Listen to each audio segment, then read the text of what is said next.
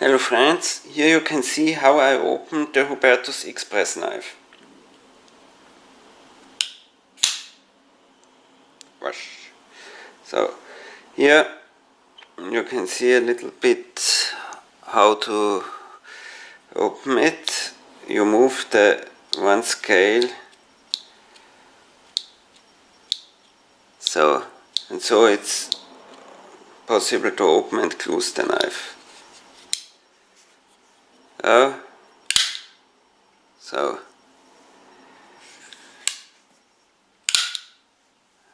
Now it is open, and by moving this scale it's able to close.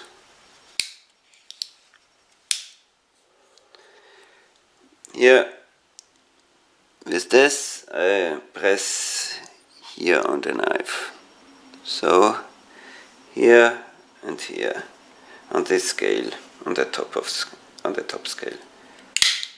Oops.